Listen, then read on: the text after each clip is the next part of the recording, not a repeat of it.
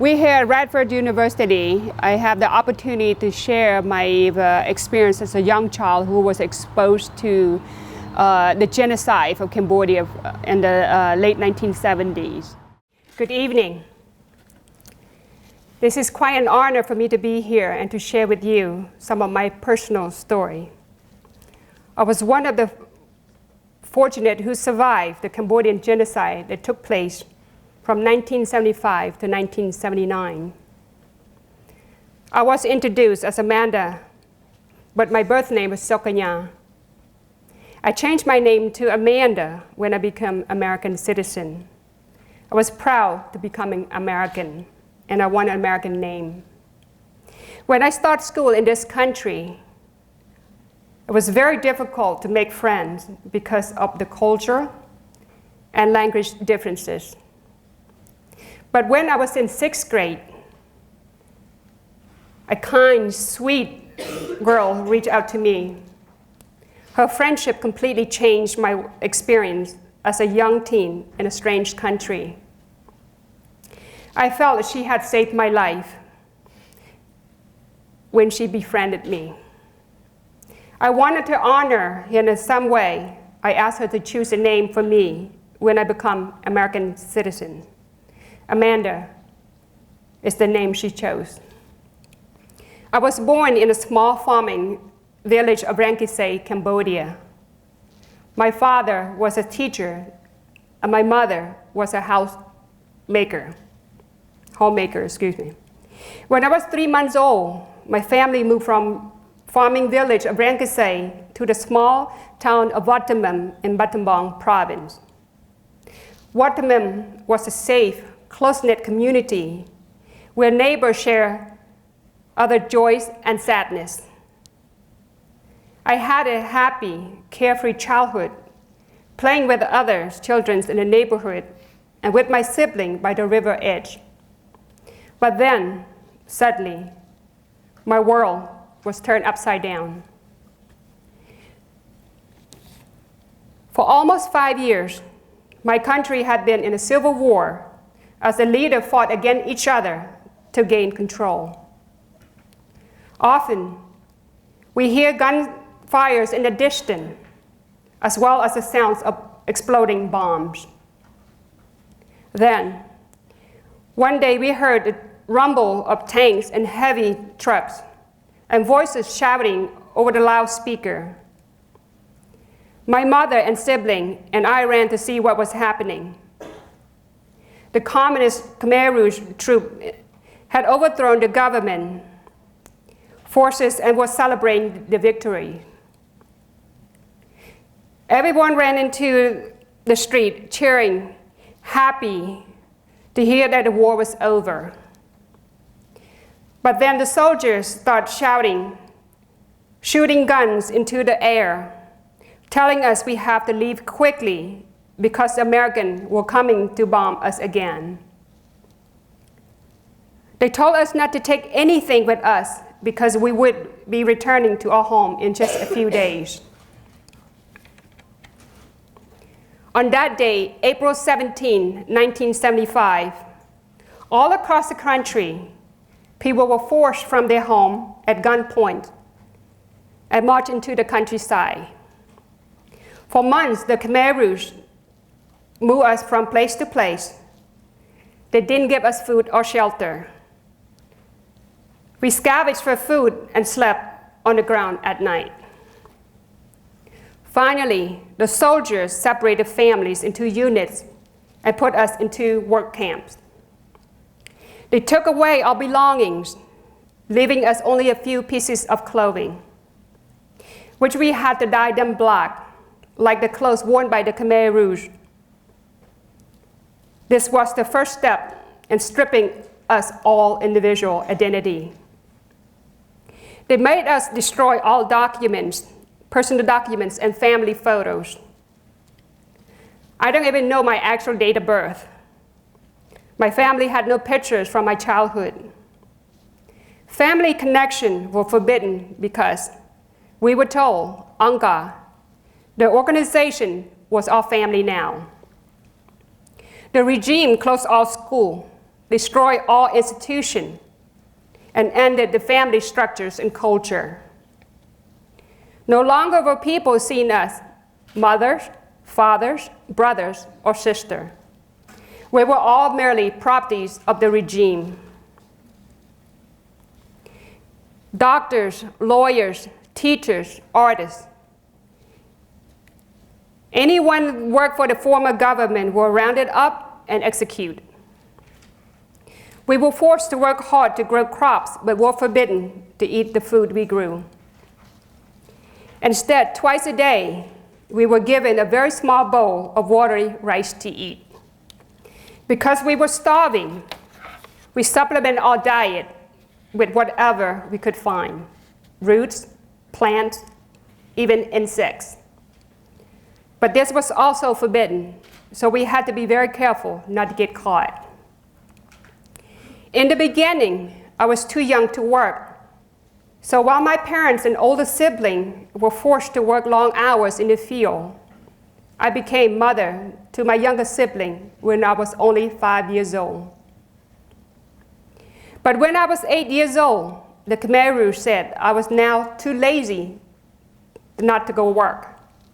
I was ripped from my family and forced to work in a child labor camp, leaving behind my 3 younger siblings to care for themselves. I didn't see my parents or sibling again for 2 years.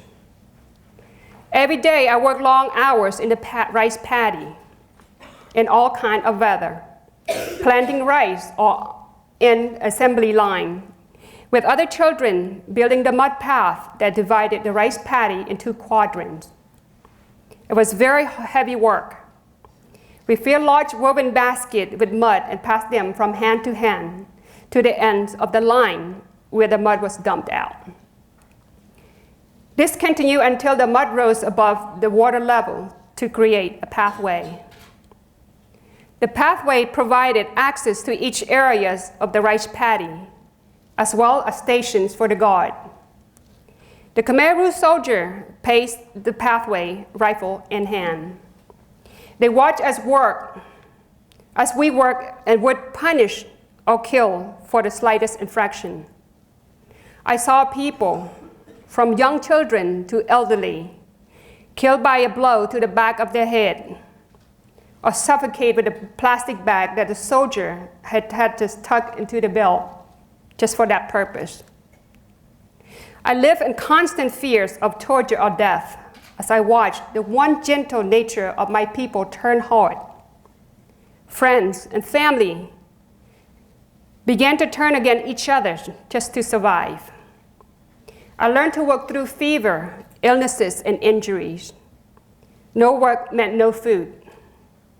Even though I spent every waking moment in the companies of girls mostly my age, we were not friends.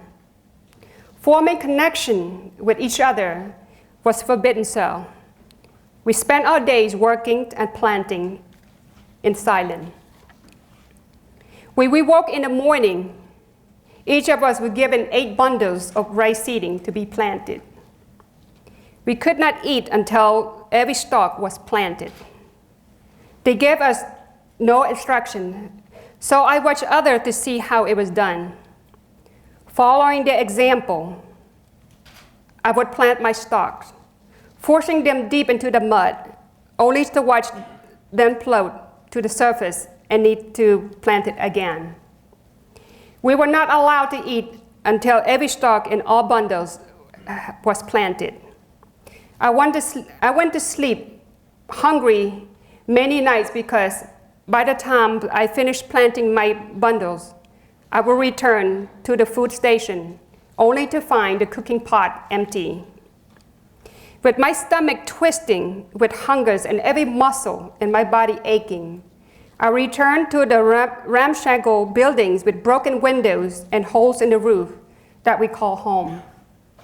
Exhausted, I've curled up on the hard floor, praying that I would go to sleep and not wake up just to escape the nightmare.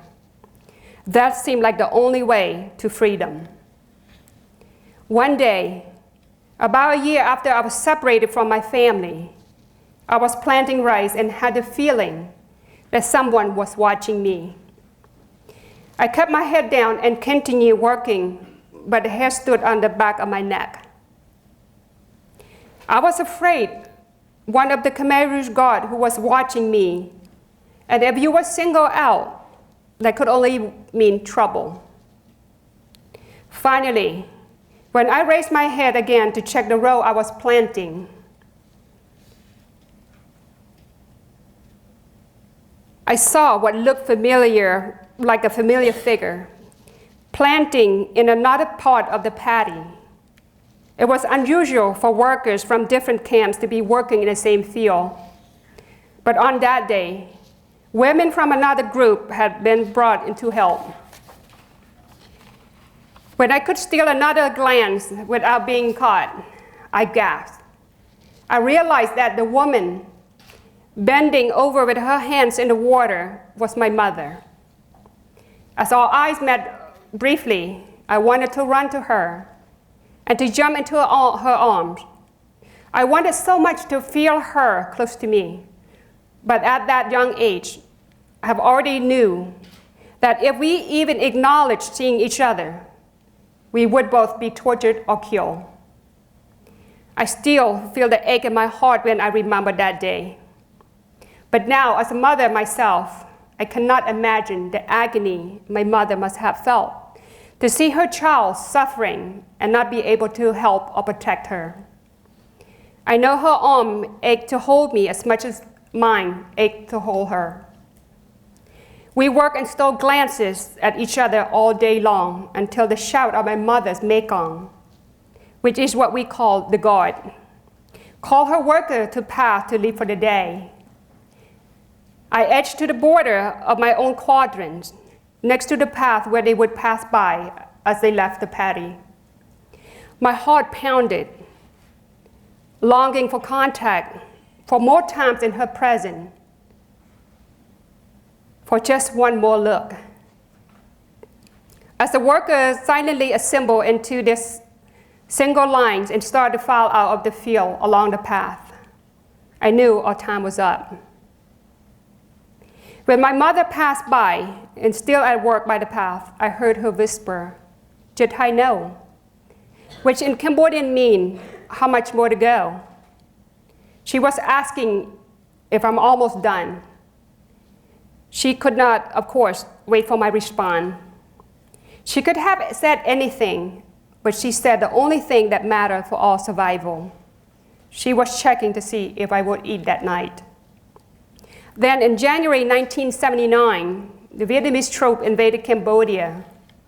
The Khmer Rouge regime collapsed. During that time, two of my younger siblings were among the 2 million Cambodians, nearly 1/3 of my country's population, who died from mass starvation and execution during the 4 years. Shortly after the loss of my 2 younger siblings, my parents decided we must leave Cambodia. We spent the next 3 months walking barefoot through the jungle, trying to reach the border between Thailand and Cambodia. The journey was filled with danger. Many died from starvation and disease, from exploding landmines, or at the hands of the Khmer Rouge, a Vietnamese soldier roaming the jungle, shooting on sight. My family was fortunate to survive. When the small amount of food we had taken with us ran out, we scavenged for whatever we could find to eat. Our only water came from stream with bloated corpses floating in them. Our journey took us through rice paddy and grassy land littered with landmines and booby traps. Eventually, we found our way to a refugee camp in Thailand, where we lived for 2 years. The living conditions in the camp was terrible. We never had enough food to eat, and even water was rationed. What we did have was very poor quality. The bathroom facility were filthy and infested with maggots. During the 2-year period, we lived in 3 different camps while we waited for a sponsor to bring us to the United States. In August of 1981, Thanks to the generous sponsorship of the families in Richmond, Virginia, we boarded a flight to America. At the age of 12, I had already experienced a lifetime of fear, hunger, and despair. The chapter of my life was about to end, and all I knew was that we're going to a place called heaven. We're going to America, the lands of the free. At 12 years old, I'd never been to school. I was placed in the 5th grade where I had to start learning numbers and the names of colors and objects. Because I couldn't communicate, I felt very lonely. But I had worked hard, learned the language, and graduated from high school in 1990. In 1992, I returned to Cambodia for the very first time since our escape in 1979. I was heartbroken to see that many of my people were still living in extreme poverty. The country has seen a lot of progress since 1979, mostly in the cities. But today, people living in the rural areas still struggle daily just to survive. In many cases, parents are leaving their children in the care of relative, oldest child, while they leave the country to find work. Even more heart-wrenching are the parents who sell one child to sex traffickers to get money to feed their other starving children. In the aftermath of the Khmer Rouge regime, the people of Cambodia were no longer tortured or killed, but they continued to suffer the psychological and economic impacts of the Cambodian genocide. Those 4 years of destruction and enslavement left the country without the resources or basic services essential for sustaining a healthy population in today's modern world. Today, Cambodia has a population of about 15.5 million, about twice the size of New York City. While it claims to be a democracy, there is much corruption and elections are sham. Most of the populations do not receive basic services and resources. There is no middle class. The average wage for the lucky enough to find a job is about $2 US per day. The plight of our battered and beaten country gave rise to the labor and sexual exploitation that still exists today. Sex trafficking in Cambodia is among the worst in the world. Women, girls, and boys are tortured, raped, and starved every day. The most significant cause of sex trafficking is poverty, resulting from unemployment, lack of education, and neglected by a corrupt government. The country lacks even the most basic infrastructure, and jobs are scarce. Families must migrate from one village to another looking for work, eliminating the continue of any education for their children, and continuing a cycle of poverty, crime, and hopelessness. I was given a second chance at living a good life in a new country. For this, I am forever grateful. My family now live an American dream, but I never forgot those who were left behind. The people who were not as fortunate as we were, and who continue to suffer the circumstances of the impoverished country. In 2006, I started our first relief mission to Cambodia with $1,700 in donation from families and friends. With this money, we bought locally produced rice, soy sauce, fish sauce, and noodles to help feed 110 families. You cannot imagine the gratitude of these families, the elderly, children, and handicapped who accepted our help. I knew we had to return to do more. The next year, we were able to raise $3,800 and help even more families. From this first experience, I learned that we could accomplish in a short time with limited resources. For example, for only $18, we could buy a sack of 100-pound bag of rice that can sustain a family of 4 for a month. With the help and the direction of compassionate friends, we established a nonprofit organization so that we could support the Cambodian poor through a sustainable program. We named this organization 100 Pounds of Hope, after the sacks of rice that brought hunger relief to the families we first touched. In addition to food relief, our vision is to provide educational resources to the villagers in Cambodia. By providing educational opportunity, 100 Pounds of Hope endeavor to break the cycle of poverty, secure a brighter future, transform the life of these children, their families, and community, provide hope for self-sufficiency, and help to end the Khmer Rouge legacy. Our efforts focus on the 5 key areas: food, education, clean water, and safe sanitation, energy. Last but not least, volunteers. Food was our first priority. We cannot accomplish anything else without first feeding the hungry. The second area of focus is education. I am proud to report that we completed our first buildings in 2015, which currently has 400 students enrolled. 1 building down, 3 more to go. Clean waters and safe sanitations are now available for the 400 students and staff. Longer term, we want to add a library and vocational center, because those with ability to speak English will have greater opportunity for employment. We offer English classes in the school. At present, we have 300 students and 5 teachers, and we're hoping to raise more funds to hire more teachers so all our students can take English classes. There is so much we can do. We can feed, we can teach, we can heal, and we can love.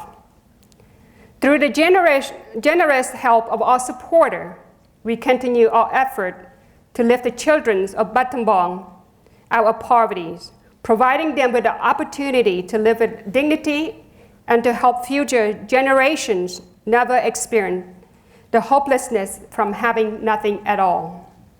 At 100 Pounds of Hope, our mission is to provide food for today, and education for tomorrow, and hope for the future. We have accomplished much in our first 10 years, but we have a long way to go. It's been a true honor to be here with you It's been a true honor to be here with you this evening among some of the brightest students in Virginia who are obviously interested in the world affair. I hope you will share my story with others and welcome your help, your ideas, and your passion. I would like to end this with this quote by Matt Hogan. Make what change you are able to make now, and let the giving spirit spread like a virus infinitely, touching the life of people you may never meet. Thank you.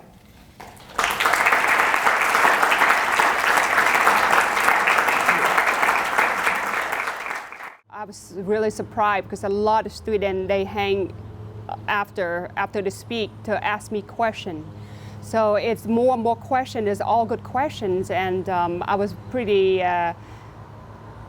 amazed what the kind of question and what I have not learned, because what I understand, they don't learn the subject about genocide awareness when they're in high school. So here they are in college level. I mean, they're in college, they actually start learning something about genocide. And for having me personally speak about my childhood experience, you know, being a survivor, I think that really brings a lot of attention and they want to know more about it. And so they ask if I still have nightmare, and if I'm even afraid to go back, some of those stuff like that. So I mean, I was very open about it, and I'm just excited because the young people are now eager to learn about, not just about the Cambodian genocide, but awareness all around the world.